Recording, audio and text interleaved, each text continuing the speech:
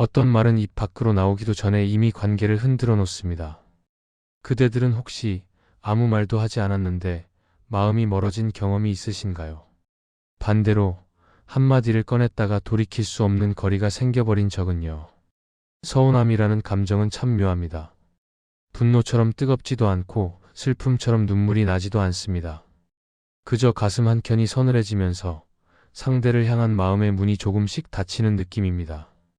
우리는 그 감정 앞에서 말을 해야 할지 삼켜야 할지 늘 갈림길에 섭니다. 오늘 이야기는 바로 그 갈림길에 관한 것입니다. 서운함을 어떻게 말해야 관계가 무너지지 않는지, 그 기술이 아니라 태도에 대해 함께 생각해 보려 합니다. 나이가 들수록 말은 줄어드는데 이상하게 서운함은 더 자주 찾아옵니다. 젊을 때는 다투고 화해하기를 반복하며 관계를 이어갔지만 세월이 쌓이면 그런 에너지조차 사라집니다. 한 번 다친 마음은 좀처럼 열리지 않고 한 번 멀어진 사이는 다시 가까워지기 어렵습니다. 그래서 중년 이후의 서운함은 더 조심스럽고 더 무겁습니다.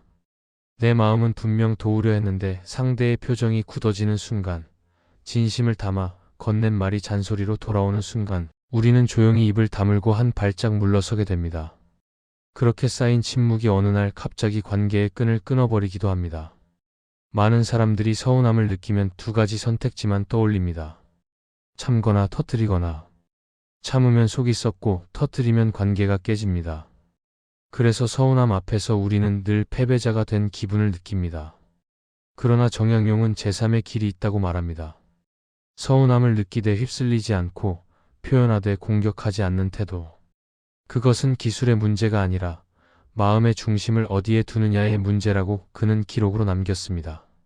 정약용 역시 이런 갈림길을 수없이 지나온 사람이었습니다. 관직 초년 시절, 그는 선배 관원에게 나라를 위한 의견을 성심껏 올렸습니다. 밤새 고민하고 정리한 글이었습니다. 백성을 생각하는 마음을 담았고 나름의 대안도 제시했습니다. 그러나 돌아온 것은 격려가 아니라 차가운 질책이었습니다. 주제넘다는 한마디가 그의 가슴에 깊은 자국을 남겼습니다. 그날 밤 정약용은 일기를 펼쳐놓고 오래 앉아 있었습니다. 이 서운함을 말로 꺼내야 할까? 아니면 가슴에 묻어두어야 할까? 말하자니 관계가 틀어질 것 같고 삼키자니 마음이 썩어갈 것 같았습니다. 그는 붓을 들었다 놓기를 반복했습니다. 그는 결국 그날의 감정을 직접적으로 글에 옮기지 않았습니다. 대신 이렇게 적었습니다. 마음에 남은 응어리를 그대로 말로 옮길지 묻어둘지를 두고 밤새 생각했으나 아직 답을 모르겠다고요. 이 짧은 문장에는 서운함 앞에 선 모든 사람의 고민이 담겨 있습니다. 우리 역시 매일 이 질문 앞에 섭니다. 말해야 할까 참아야 할까? 어떻게 말해야 관계를 지키면서도 내 마음을 전할 수 있을까? 정약용은 그날 이후로 오랜 세월에 걸쳐 이 질문의 답을 찾아갔습니다. 유배지에서, 제자들과의 대화에서, 그리고 수많은 편지 속에서 그는 서운함을 다루는 자신만의 원칙을 세워나갔습니다. 이 이야기는 바로 그 원칙들을 따라가는 여정입니다. 서운함을 어떻게 다루어야 관계를 지킬 수 있는지, 어떤 말이 상처를 남기고 어떤 태도가 마음을 열게 하는지 정약용의 삶과 깨달음을 따라 함께 살펴보려 합니다. 서운함은 폭발하라는 신호가 아닙니다. 그것은 관계를 다시 들여다보라는 조용한 초대입니다. 감정에 휩쓸려 말을 쏟아내는 것도 억지로 눌러 참는 것도 답이 아닙니다. 서운함 앞에서 자신을 잃지 않으면서도 상대에게 진심을 전하는 방법이 있습니다. 지금부터 그 방법을 함께 찾아가 보겠습니다. 오늘의 주제가 마음에 드신다면 구독과 좋아요 부탁드립니다. 우리는 흔히 서운함을 느끼면 스스로를 탓합니다. 내가 예민해서 그런 거야. 별것 아닌데 왜 이러지 하며 감정을 덮어두려 합니다. 그러나 정약용은 서운함을 전혀 다른 시선으로 바라보았습니다. 그에게 서운함은 단순히 기분이 상한 상태가 아니었습니다. 그것은 나와 상대 사이에 암묵적으로 존재하던 어떤 약속, 어떤 기대, 어떤 존중의 선이 흔들렸다는 신호였습니다. 서운함이 찾아올 때 우리가 진짜 살펴야 할 것은 내 기분이 아니라 관계의 균형이 어디서 어긋났는가 하는 점입니다. 젊은 시절 정약용은 고향 마을에서 백성들과 여러 약속을 나누었습니다. 농사 짓는 이들의 어려움을 듣고 그들을 위한 정책을 건의하겠다고 말했습니다. 그러나 그가 관직에 올라 의견을 내면 윗사람의 한마디에 번번이 뒤집히곤 했습니다. 그럴 때마다 그는 분노보다 먼저 자신을 돌아보았습니다. 내 말의 무게가 너무 가벼운 것은 아닌가? 나는 정말 그들의 신뢰를 받을 만한 사람인가? 서운함은 그에게 자기 점검의 계기였습니다. 상대를 원망하기 전에 자신의 위치와 역할을 먼저 살피게 하는 거울이었습니다. 서운함의 본질은 기대와 현실 사이의 간극에 있습니다. 우리는 상대에게 어떤 기대를 품고 있고 그 기대가 충족되지 않을 때 서운함을 느낍니다. 문제는 그 기대가 상대에게 명확히 전달되었느냐는 것입니다. 대부분의 경우 우리는 말하지 않아도 상대가 알아주기를 바랍니다. 이 정도는 당연히 해주겠지, 내 마음을 모를 리 없지 하고 생각합니다. 그러나 상대는 우리의 마음을 읽을 수 없습니다. 말하지 않은 기대는 존재하지 않는 것과 같습니다.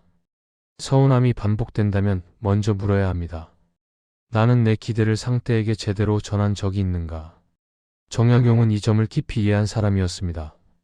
그는 서운함을 느낄 때마다 상대를 탓하기보다 먼저 자신의 기대가 합리적이었는지, 그 기대를 상대가 알고 있었는지를 점검했습니다. 그리고 만약 자신이 기대를 명확히 전하지 않았다면 서운함의 책임은 상대가 아니라 자신에게 있다고 여겼습니다. 이것은 자기 비하가 아닙니다.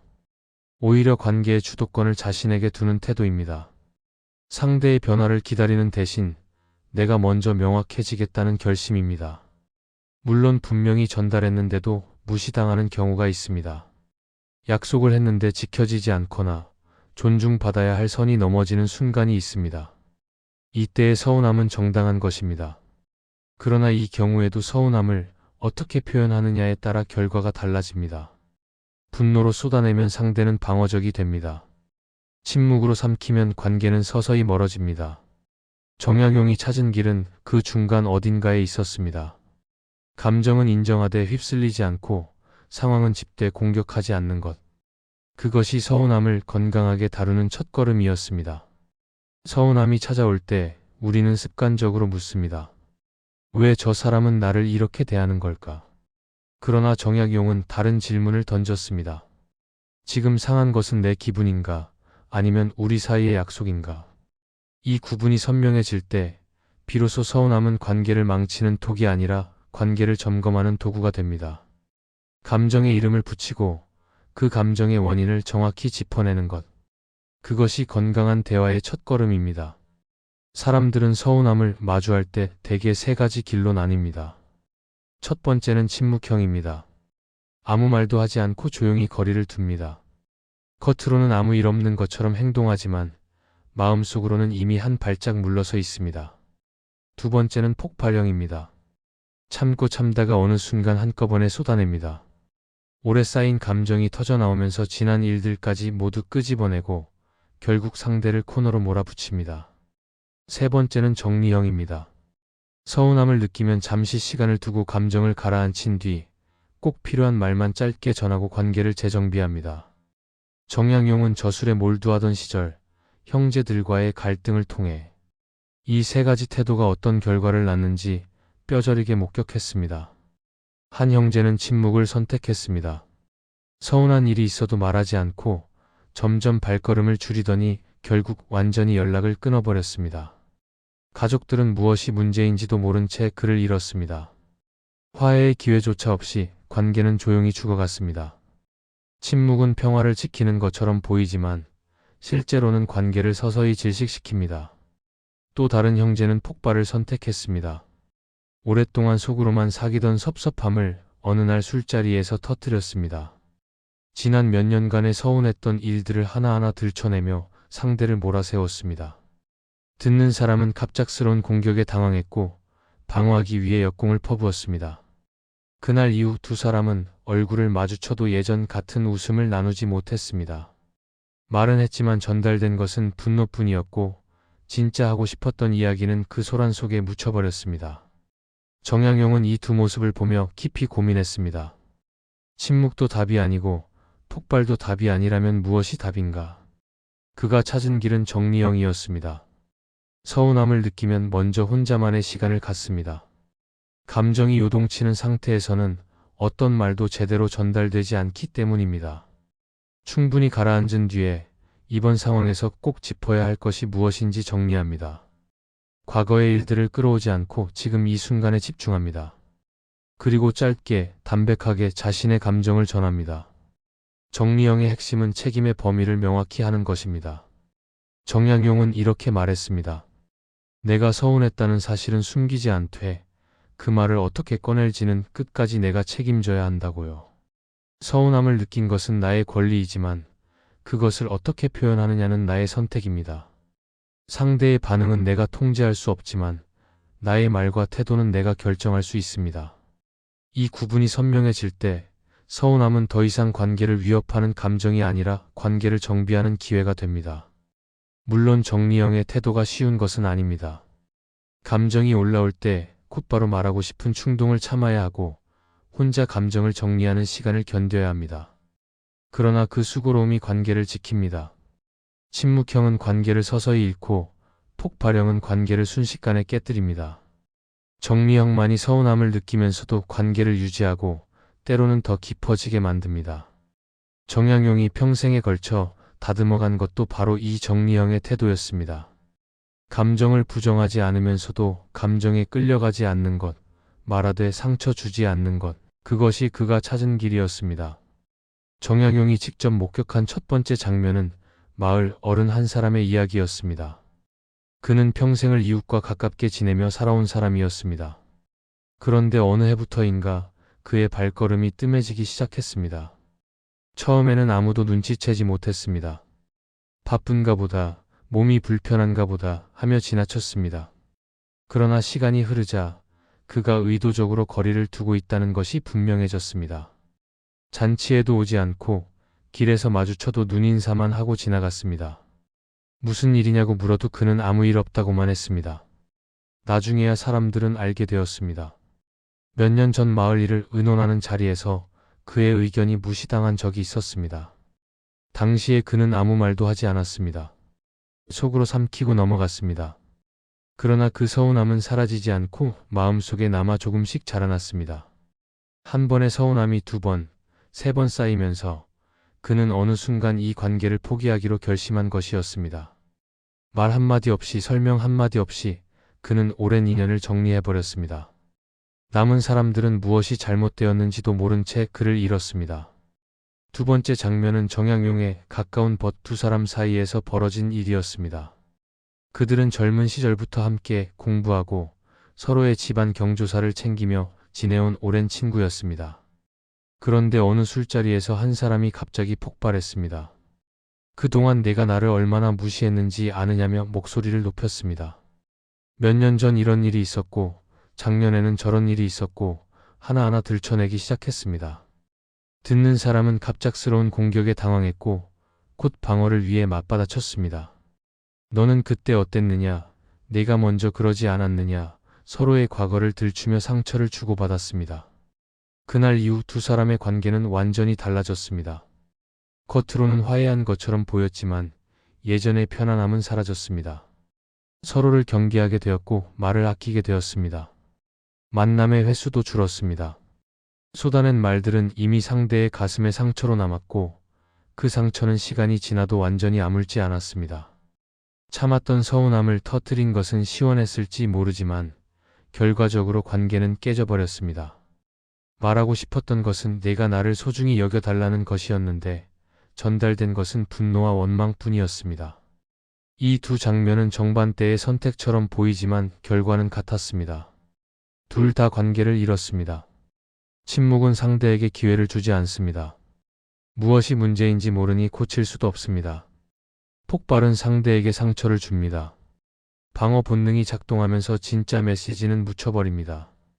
정약용은 이 두 장면을 보며 깨달았습니다. 서운함을 다루는 방식이 관계의 운명을 결정한다고요. 숨기는 것도 쏟아내는 것도 답이 아니었습니다. 제3의 길이 필요했습니다. 감정을 인정하면서도 상대를 공격하지 않는 길, 문제를 짚으면서도 관계를 지키는 길을요. 서운함이 쌓이면 반드시 어떤 형태로든 표출됩니다. 조용한 단절이든 격렬한 폭발이든 눌러놓은 감정은 결국 터져나옵니다. 중요한 것은 그 순간이 오기 전에 작은 서운함들을 제때 다루는 것입니다. 큰 상처가 되기 전에 작은 불편함을 말할 수 있는 용기, 그것이 관계를 지키는 힘입니다. 정약용은 말년에 한 벗과 주고받은 서신에서 서운함을 다루는 전혀 다른 방식을 보여주었습니다. 그 벗은 몇 차례 약속을 어겼습니다. 만나기로 한 날에 연락 없이 나타나지 않았고 부탁한 일도 흐지부지 되었습니다. 오랜 친구 사이에 이런 일이 반복되면 누구라도 서운함을 느낄 수밖에 없습니다. 그러나 정약용은 화를 내거나 따지지 않았습니다. 대신 편지에 이렇게 적었습니다. 그대의 사정은 이해하지만 그 일이 내 마음에 작은 자국을 남겼다고요. 이 한 문장에는 여러 겹의 의미가 담겨 있습니다. 먼저 상대의 상황을 인정합니다. 분명 사정이 있었을 것이라고, 일부러 그런 것은 아니었을 것이라고 먼저 말합니다. 이것은 상대를 공격하지 않겠다는 신호입니다. 방어벽을 세우지 않아도 된다는 안전한 분위기를 만듭니다. 그러나 동시에 자신의 감정도 숨기지 않습니다. 괜찮다고 아무렇지 않다고 거짓말하지 않습니다. 내 마음에 자국이 남았다고 솔직하게 말합니다. 이것은 관계에서 자신의 존재를 지우지 않겠다는 선언입니다. 또한 이 표현에는 미래에 대한 암시가 담겨 있습니다. 자국이 남았다는 것은 이런 일이 반복되면 그 자국이 깊어질 수 있다는 뜻입니다. 지금은 작은 자국이지만 계속되면 더 이상 같은 마음으로 관계를 유지하기 어려울 수 있다는 조용한 경고입니다. 그러나 이것은 협박이 아닙니다. 나는 이 관계를 소중히 여기고 그래서 거리를 가다듬고 싶다는 뜻입니다. 관계를 끊겠다는 것이 아니라 관계를 지키기 위해 솔직해지겠다는 것입니다. 핵심은 주어의 위치입니다. 정약용은 너는 왜 그랬느냐고 묻지 않았습니다. 대신 나는 이렇게 느꼈다고 말했습니다. 이 차이가 결정적입니다. 왜 그랬느냐는 질문은 상대를 심판대에 세웁니다. 방어와 변명을 유도하고 자칫하면 역공으로 이어집니다. 그러나 나는 이렇게 느꼈다는 표현은 상대에게 선택권을 줍니다. 내 감정을 알려주되 그 다음은 상대의 몫으로 남겨둡니다. 이렇게 말하면 상대는 스스로 자신의 행동을 돌아보게 됩니다. 실제로 그 벗은 정약용의 편지를 받고 태도를 고쳤습니다. 다음 편지에서 진심 어린 사과와 함께 앞으로는 약속을 지키겠다는 다짐을 보내왔습니다. 이후 두 사람의 서신은 예전보다 더 정성스러워졌습니다. 서운함을 말했는데 관계가 더 깊어진 것입니다. 이것이 가능했던 이유는 정약용이 감정을 표현하면서도 상대를 존중했기 때문입니다. 공격하지 않으면서도 숨기지 않았기 때문입니다. 서운함을 이렇게 표현할 수 있는 사람은 상처를 덜 남깁니다. 자신도 상대도 덜 다칩니다. 그리고 그렇게 전달된 서운함은 관계를 끊는 것이 아니라 관계를 다시 잇는 실이 됩니다. 작은 자국이 남았다고 말할 수 있는 용기, 그것이 인연을 오래 가져가는 사람들의 공통점입니다. 분노로 쏟아내는 것보다, 침묵으로 삼키는 것보다 단정하게 꺼내는 한마디가 훨씬 강합니다. 서운함을 잘 다루는 사람들에게는 공통점이 있습니다. 그들은 말하기 전에 반드시 혼자만의 시간을 갖습니다. 감정이 올라오는 순간 바로 입을 열지 않습니다. 대신 잠시 물러나서 자신의 마음을 들여다봅니다. 지금 내가 느끼는 것이 정확히 무엇인지, 이 감정의 원인은 어디에 있는지, 내가 진짜 원하는 것은 무엇인지를 정리합니다. 이 과정을 거친 뒤에 하는 말은 전혀 다른 무게를 가집니다. 정약용은 관직에서 밀려난 뒤에도 수많은 비난과 모함을 들어야 했습니다. 자신을 헐뜯는 소문이 돌고 예전에 가깝던 사람들마저 등을 돌렸습니다. 보통 사람이라면 분노하거나 절망했을 상황입니다. 그러나 정약용은 다른 길을 택했습니다. 그는 먼저 붓을 들어 자신에게 물었습니다. 내가 정말 지키고 싶은 것이 무엇인가? 명예인가? 관계인가? 아니면 나 자신의 중심인가? 이 질문에 답하면서 그는 분노를 가라앉혔습니다. 그가 남긴 기록에는 이런 문장이 있습니다. 마음이 요동칠수록 내가 나를 잃지 않는 것, 그것이 곧 중심이라고요. 여기서 중심이란 외부의 평가나 상황에 흔들리지 않는 자기 자신의 축을 말합니다. 서운함을 느낄 때 우리는 그 감정에 휩쓸리기 쉽습니다. 상대가 얼마나 잘못했는지, 내가 얼마나 억울한지에 집중하게 됩니다. 그러나 중심이 선 사람은 그 순간에도 자신을 놓치지 않습니다. 감정은 느끼되 감정이 나를 지배하게 두지 않습니다. 이것은 감정을 억누르라는 말이 아닙니다. 오히려 그 반대입니다. 감정을 충분히 느끼고 인정하되 그 감정에 끌려가지 않는 것입니다. 서운함을 느꼈다면 먼저 그 감정을 있는 그대로 받아들입니다. 나는 지금 서운하다. 이 감정은 진짜다. 라고 스스로에게 허락합니다. 그 다음에 질문합니다. 이 상황에서 내가 지키고 싶은 것은 무엇인가? 관계를 유지하고 싶은가? 아니면 내 감정을 표출하고 싶은가? 둘 다 원한다면 어떻게 해야 두 가지를 모두 얻을 수 있는가? 이 질문들을 거치면 말의 방향이 달라집니다. 상대를 공격하는 말 대신 상황을 설명하는 말이 나옵니다. 과거를 들추는 대신 현재에 집중하게 됩니다.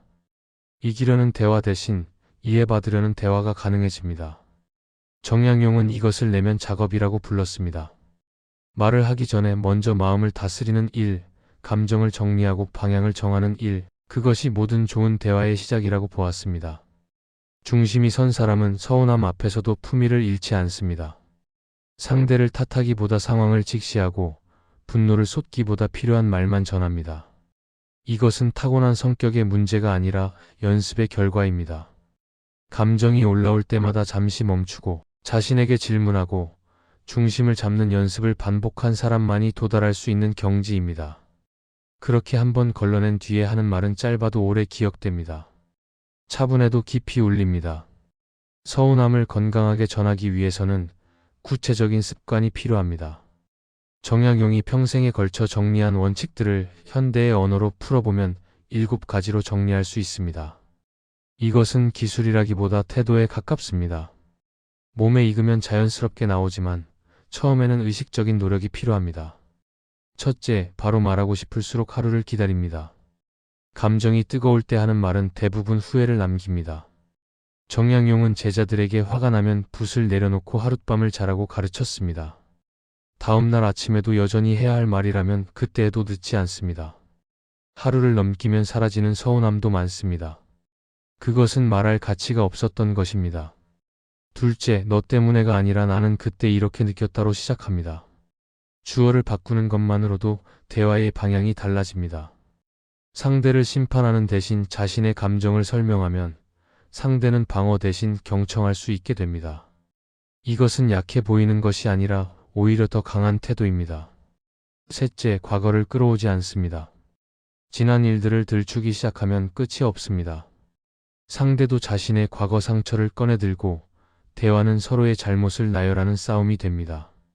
정약용은 이렇게 말했습니다. 지금 이 자리에서 다룰 수 있는 것만 이야기하라고요. 현재의 문제에만 집중해야 해결도 가능합니다. 넷째, 꼭 짚어야 할 것 한두 가지만 고릅니다. 서운함이 쌓이면 할 말이 많아집니다. 그러나 한꺼번에 쏟아내면 상대는 압도당합니다. 정약용은 제자들에게 상대의 허물을 말할 때는 3줄 안에 끝내라. 4줄째부터는 내 감정이 섞인다고 당부했습니다. 핵심만 짧게 전하는 절제가 필요합니다. 다섯째, 상대의 의도를 단정하지 않습니다. 일부러 그랬지, 나를 무시한 거지 하고 단정하면 상대는 억울해합니다. 대부분의 상처는 의도 없이 일어납니다. 상대의 의도를 물어보는 것과 단정하는 것은 전혀 다른 결과를 만듭니다. 혹시 그때 무슨 사정이 있었는지 물어봐도 될까? 라고 시작하면 대화의 문이 열립니다. 여섯째, 해결책을 함께 찾는 방향으로 마무리합니다. 서운함을 전하는 목적은 상대를 벌주는 것이 아니라 관계를 개선하는 것입니다. 앞으로는 이런 상황이 생기면 어떻게 하면 좋을까? 하고 함께 답을 찾아가는 자세가 필요합니다. 문제 제기에서 끝나면 관계는 불편해지기만 합니다. 일곱째, 말한 뒤에 상대의 반응을 기다립니다. 자신이 할 말을 다 했으면 이제 들을 차례입니다. 상대에게도 사정이 있고 상대도 할 말이 있을 수 있습니다. 일방적으로 전달하고 끝내면 대화가 아니라 통보가 됩니다. 서운함을 전했으면 상대의 이야기도 들어야 진짜 대화가 완성됩니다. 이 7가지 습관은 단번에 몸에 익지 않습니다. 그러나 한 번에 하나씩만 의식해도 대화의 질이 달라집니다. 짧게, 담백하게, 현재형으로 말하는 것만으로도 관계의 무게는 완전히 달라집니다. 결국 서운함은 우리에게 질문을 던집니다. 이 관계를 계속 품을 것인가? 품는다면 어떻게 품을 것인가? 서운함이 찾아올 때마다 우리는 이 질문 앞에 서게 됩니다. 어떤 관계는 서운함을 계기로 더 깊어지고 어떤 관계는 서운함 때문에 무너집니다. 그 차이를 만드는 것은 서운함 자체가 아니라 그것을 다루는 태도입니다. 정약용은 유배지에서 이 질문과 오랫동안 씨름했습니다. 18년의 유배 생활 동안 그는 수많은 관계를 정리해야 했습니다. 한때 가깝던 사람들이 등을 돌렸고 예전에 버틀은 연락을 끊었습니다. 서운함과 배신감이 밀려올 수밖에 없었습니다. 그러나 그는 서운했던 인연을 모두 끊어버리지 않았습니다. 어떤 관계와는 의식적으로 거리를 두었고 또 어떤 인연에는 더 정성스러운 편지를 보내며 끈을 이어갔습니다. 그가 남긴 서신들을 보면 흥미로운 패턴이 발견됩니다. 서운함을 느낀 상대에게 보내는 편지일수록 더 담담하고 정제되어 있습니다. 감정을 쏟아내는 대신 자신의 마음을 차분히 정리해서 전합니다. 원망의 말 대신 관계의 소중함을 먼저 언급합니다. 그리고 나서야 자신이 느낀 바를 조심스럽게 꺼냅니다. 이렇게 쓴 편지들은 관계를 회복시키는 힘을 가졌습니다. 받는 사람은 공격당했다고 느끼지 않으면서도 자신의 행동을 돌아보게 되었습니다. 정약용은 이렇게 말했습니다. 마음을 아끼는 자가 사람도 오래 지킨다고요. 여기서 마음을 아낀다는 것은 감정을 억누른다는 뜻이 아닙니다. 감정을 낭비하지 않는다는 뜻입니다. 서운함이 올 때마다 분노로 태워버리거나 침묵으로 썩게 두지 않는 것입니다. 대신 그 감정을 관계를 점검하는 기회로 자신을 돌아보는 계기로 활용하는 것입니다. 이렇게 마음을 아끼는 사람만이 오랜 인연을 유지할 수 있습니다. 서운함이 올라올 때 우리 앞에는 선택지가 있습니다. 그 감정을 어디로 보낼 것인가? 상대를 향해 쏘아버릴 수도 있고 속으로 삼켜 자신을 해칠 수도 있습니다. 그러나 제3의 길도 있습니다. 서운함을 관계를 다시 세우는 재료로 쓰는 것입니다. 무엇이 어긋났는지 살피고 필요한 말을 정리하고 상처 대신 이해를 남기는 방식으로 전하는 것입니다. 상처를 깊게 새기는 말 대신 관계를 가다듬는 한 문장을 고를 줄 아는 것. 감정에 휩쓸려 후회할 말을 쏟아내는 대신 잠시 멈추고 중심을 잡을 줄 아는 것. 그것이 서운함을 대하는 가장 현명한 태도입니다. 서운함은 폭발하라는 신호가 아닙니다. 그것은 이 관계를 어떻게 이어갈 것인지 다시 생각해보라는 조용한 초대입니다. 그 초대에 어떻게 응답하느냐가 우리 인생의 관계들을 결정합니다.